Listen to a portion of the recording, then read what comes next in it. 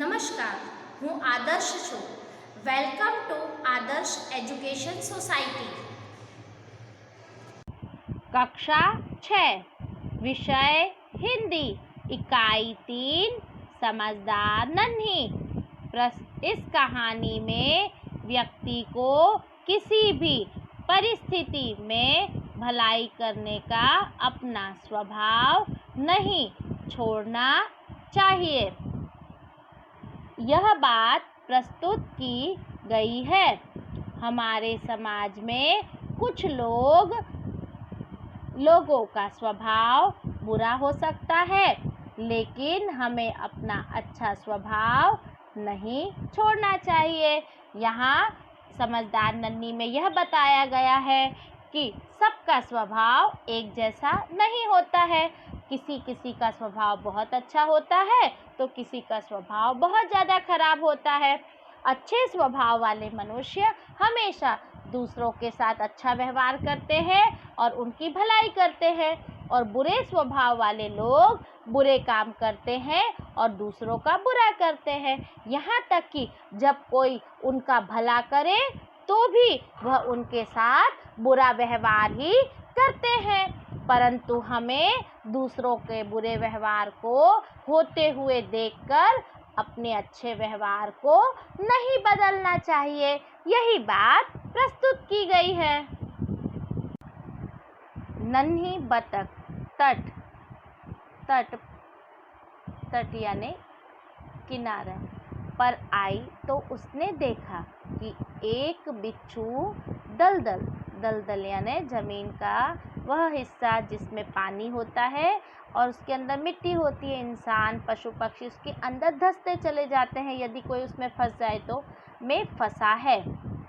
बिच्छू ने नन्ही से प्रार्थना करना यानी विनती की, बहन मुझे बचा लो। नन्ही को उस पर दया आ गई। उसने बिच्छू को दलदल से उठाकर सूखे स्थान पर रख दिया। यहाँ पर एक नन्ही सी बतख थी, वह नदी में तैर रही थी।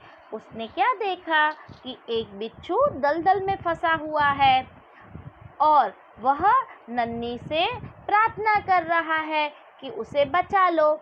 नन्ही ने जब बिच्छू को दलदल में फंसा हुआ देखा ना, तो उसे दया आ गई, क्योंकि बिच्छू बार बार कह रहा था, नन्ही बहन मुझे बचा लो, नन्ही बहन मुझे बचा लो। उसकी दया, उसकी प्रार्थना है ना, उसमें बहुत ज़्यादा करुणा थी, दया थी। नन्ही को उस पर दया आ गई। उसने बिच्छू को उठाकर दलदल में से निकाला और सूखे स्थान पर रख दिया जहाँ पर पानी ना हो। बिच्छू को शैतानी सूझी, शैतानी यानी शरारत सूझी। उसने नन्ही को डंक मार दिया। नन्ही पीड़ा यानी दर्द से तड़प उठी। उसने बिच्छू से पूछा, क्यों भाई, तुमने मुझे डंक क्यों मारा? बिच्छू लापरवाही यानी बेफिक्री से बोला, क्या करूं, डंक मारना मेरा स्वभाव है। स्वभाव यानी प्रकृति। जब नन्ही ने बिच्छू को सूखे स्थान पर रख दिया और वह सूखे स्थान पर रख ही रही थी, इतने में उसने क्या किया, बिच्छू ने नन्ही को डंक मार दिया। जानते हो बच्चों, बिच्छू बहुत ही ज़्यादा जहरीला होता है। उसकी पूँछ में डंक होता है। जब वो जैसे ही मारता है अपनी पूँछ, उसका डंक इंसान को या जानवरों को लग जाता है और जिसके कारण बहुत ही ज़्यादा दर्द होता है, इंसान तड़प उठता है। तो यहाँ पर उसने क्या किया, नन्ही को डंक मार दिया। नन्ही को बहुत ज़्यादा दर्द हो रहा था, बहुत ज़्यादा पीड़ा हो रही थी। उसने बिच्छू से पूछा, बिच्छू भाई आपने मुझे डंक क्यों मारा? मैंने तो आपको बचाया है, फिर भी आपने मुझे डंक मार दिया। बिच्छू है ना, नन्ही की बात को ऐसे करने लगा और लापरवाही, बहुत ही ज़्यादा बेफिक्री से बोला, क्या करूं, डंक मारना तो मेरा स्वभाव है। नन्ही बोली, तुम यह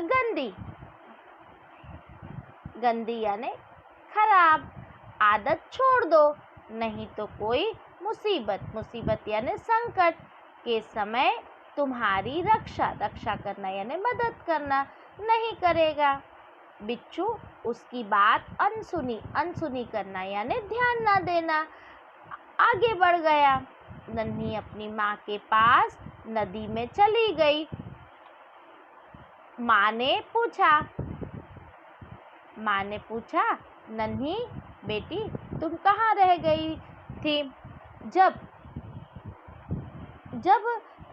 नन्ही को डंक मारा तो नन्ही ने बोला, बिच्छू भाई यह तुम्हारी बहुत ही ज़्यादा खराब आदत है।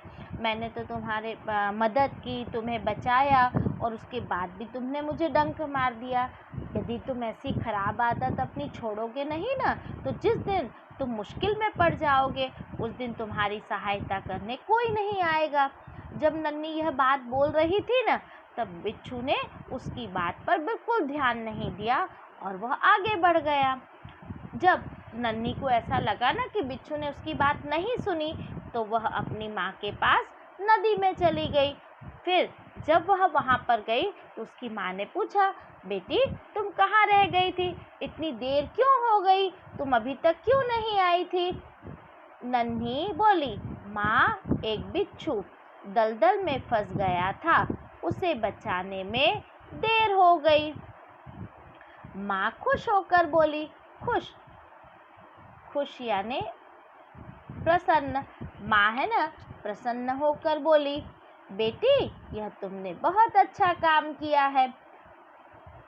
जब नन्ही माँ के पास गई और माँ को उसने बोला कि माँ आज मैंने एक बिच्छू दलदल में फंस गया था, उस बिच्छू को बचाकर सूखे स्थान पर रख दिया।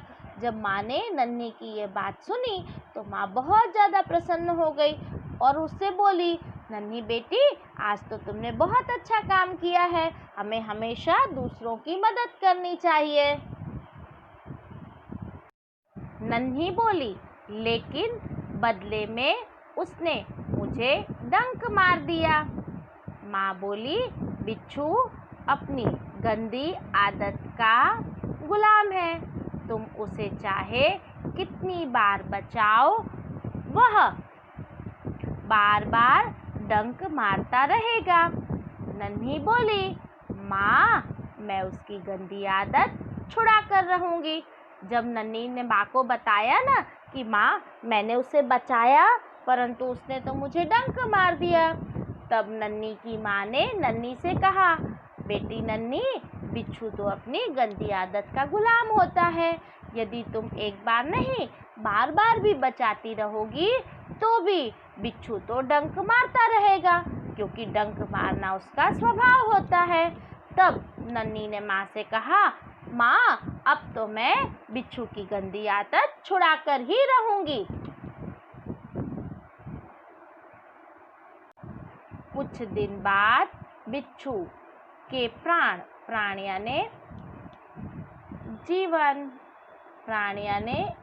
जीवन पुनः यानी फिर से और संकट यानी मुसीबत में पड़ गए। इस बार वह पानी की धारा में जा गिरा और डूबने उतरने लगा। मौत सामने देखकर बिच्छू को नन्ही की याद आई।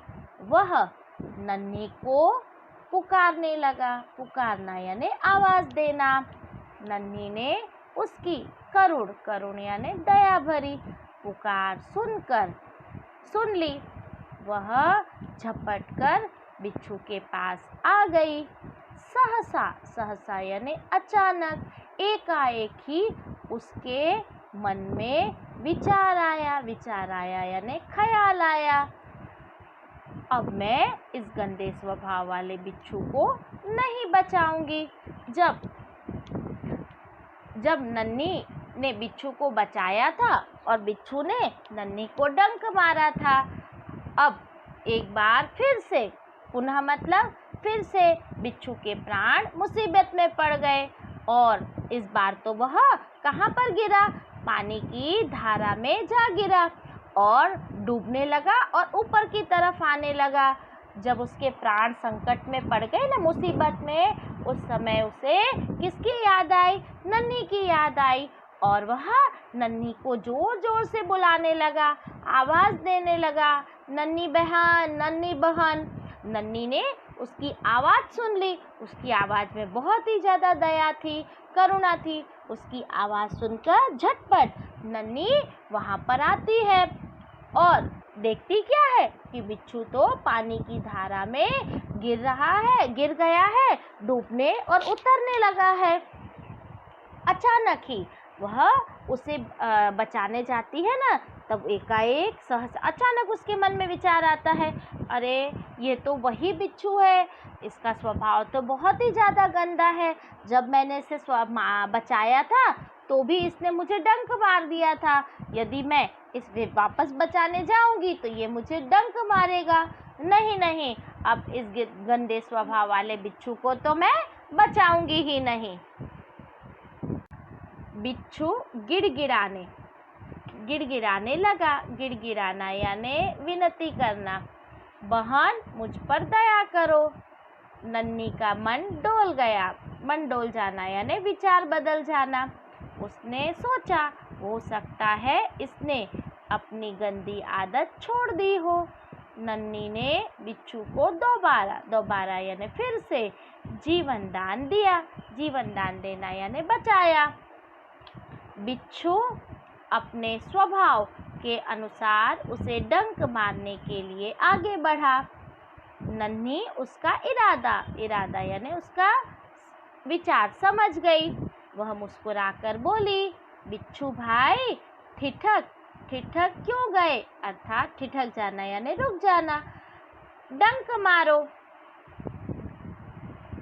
जब बिच्छू गिड़गिड़ाने लगा, नन्ही के पास विनती करने लगा और कहने लगा कि बहन मुझे बचा लो, मुझ पर दया करो। जब वह बोल रहा था तो यह सुनकर नन्ही का विचार बदल गया। उसने सोचा, उसे ऐसा लगा कि शायद बिच्छू ने अपनी गंदी आदत छोड़ दी होगी। फिर नन्ही ने बिच्छू को फिर से बचा लिया और साथ उसे जीवन का दान दे दिया। बिच्छू अपने स्वभाव के अनुसार उसे डंक मारने के लिए जा रहा था। अर्थात जैसे ही नन्ही ने बिच्छू को पकड़कर उसे उठाकर बचाने के लिए आगे बढ़ रही थी ना, तो बिच्छू उसको डंक मारने जा रहा था। पर इस बार तो नन्ही सतर्क थी। उसको समझ में आ गया कि बिच्छू उसे मारने जा रहा है डंक। तो उसने मुस्कुराकर कहा, बिच्छू भाई तुम रुक क्यों गए? डंक मारो ना मुझे। बिच्छू शर्म से पानी हो गया। शर्म से पानी होना यानी बहुत ज़्यादा लज्जित होना। वह खिसियाकर यानी लज्जित होकर बोला, बहन एक बात बताओ, मैंने सदा यानी हमेशा तुम्हारे साथ विश्वासघात करना यानी धोखा देना किया, फिर भी तुमने मेरे साथ भलाई ही क्यों की? ऐसा क्यों? जब नन्ही ने उससे कहा ना, बिच्छू भाई तुम रुक क्यों गए हो? डंक मारो ना। नन्ही की बात सुनकर बिच्छू को बहुत ज़्यादा शर्म आई। वह लज्जित हो गया और बोला, बहन मैं तुमसे एक बात पूछूं, क्या तुम मुझे बताओगी? तब नन्ही ने कहा, हाँ, मैंने तो हमेशा तुम्हारे साथ खराब व्यवहार किया है, मैंने तो तुम्हारे साथ विश्वासघात किया है, पर फिर भी तुमने मेरे साथ अच्छा व्यवहार क्यों किया है?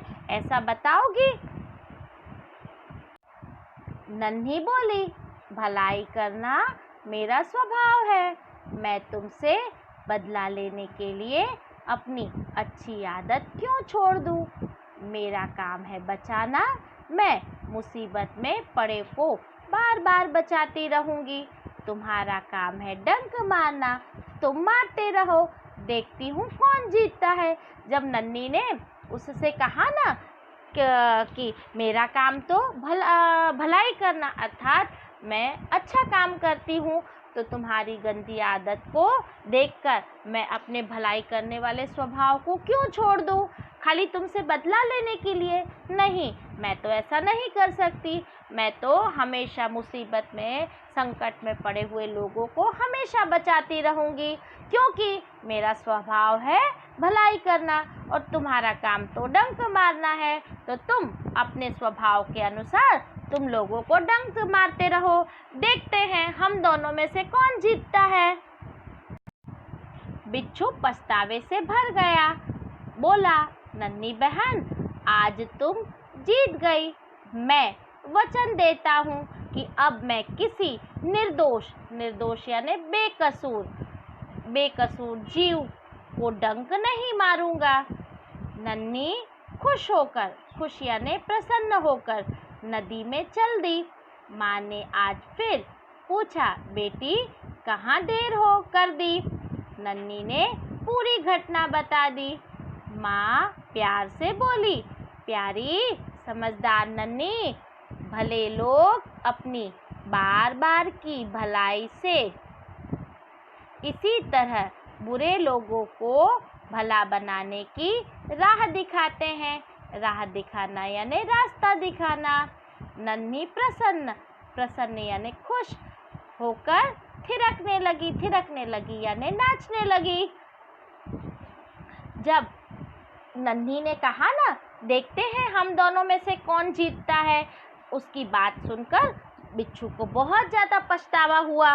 वह बोला, नन्ही बहन, आज तुम जीत गई हो, अर्थात हम दोनों में तुम्हारी जीत हुई है। अब मैं प्रतिज्ञा करता हूँ कि अब किसी भी बेकसूर, कोई भी निर्दोष होगा, बेकसूर होगा, उसे मैं डंक कभी नहीं मारूंगा। और जब बिच्छू ने ऐसा कहा तो नन्ही बहुत ज़्यादा प्रसन्न हो गई और नदी में चल दी।